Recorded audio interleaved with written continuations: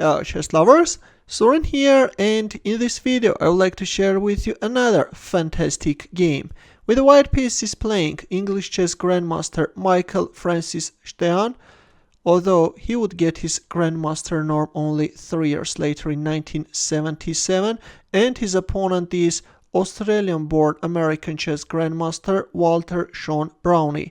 The game was played in 1974 in Nice. But before starting our game, as usual, would like to warm up your brain. Please take a look at this position and try to find the winning combination for black. I will wait for your answer in the comment section.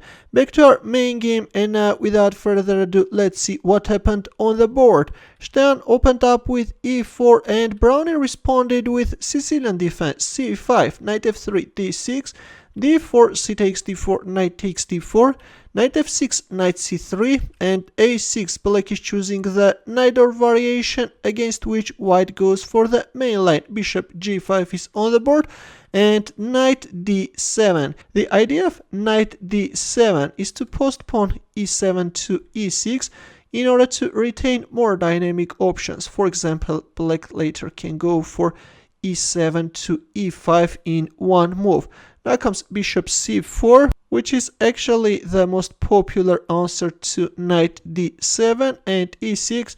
Another interesting alternative is queen b6, after which black is targeting the pawn on b2, but in our game we have e6. Here white castled kingside, h6, bishop takes f6, knight takes f6, bishop b3 and b6. Black is setting up a very solid hedgehog type formation. Now comes f4, bishop b7, already the pawn on e4 is hanging. We have queen d3, bishop e7, and a powerful move by Michael Stean, knight takes e6. Look at this. Yes, as white has already developed all his pieces, has connected his rooks, and as black king is still in the center of the board, white is landing the first punch. Knight takes e6 is on the board.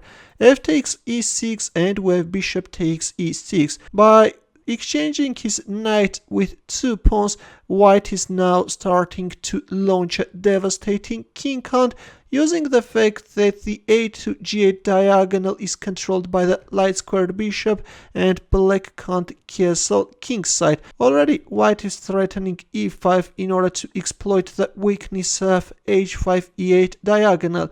Overlooking white's next threat, black played b5, but it was better to play king f8 and move away the king from h5 e8 diagonal.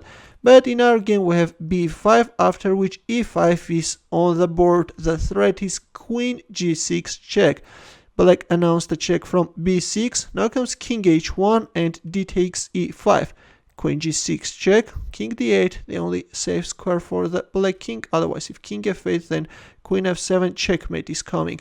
In our game, after queen g6 check, we have king d8. And right now, if we have a look at the position, queen takes g7 looks tempting, but that's losing because black can capture on e6, and if queen takes h8 check, then king c7, and after queen takes h6, rook g8, yes, suddenly black pieces are getting very active and white's attack is being boomeranged back.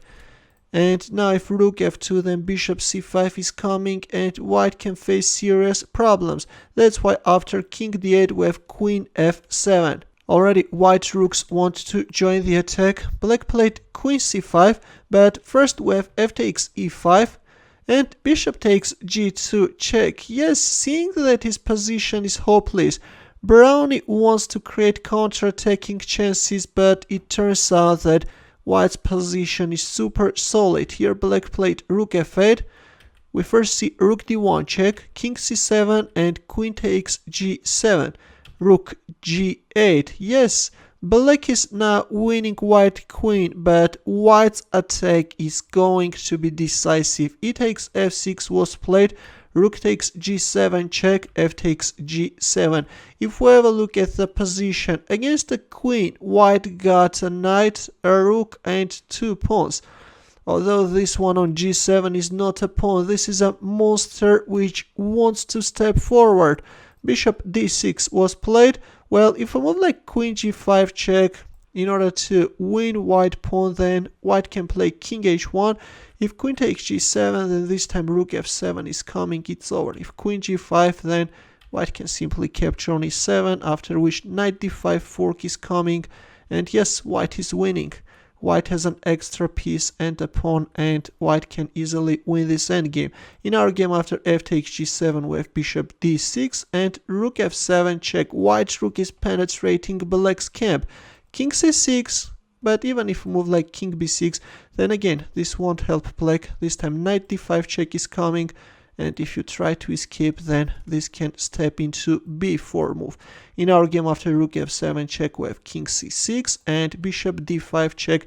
Now black will lose his rook. King b6 and bishop takes a8. Yes, black's position is hopeless.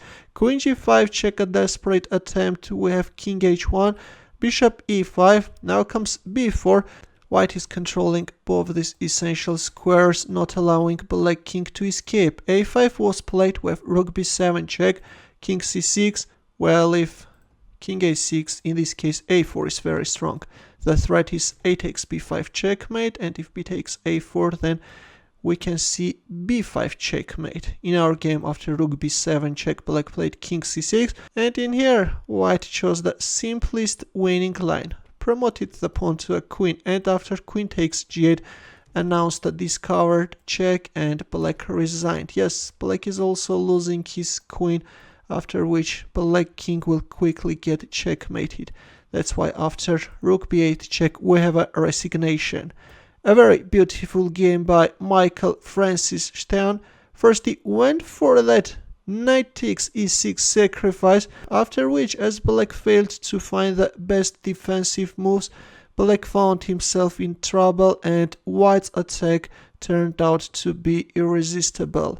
Thanks for watching. If you liked this game, give the thumbs up. For more games, consider subscribing to my channel. Also press the bell button to get notified about new uploads. I will see you in my next video.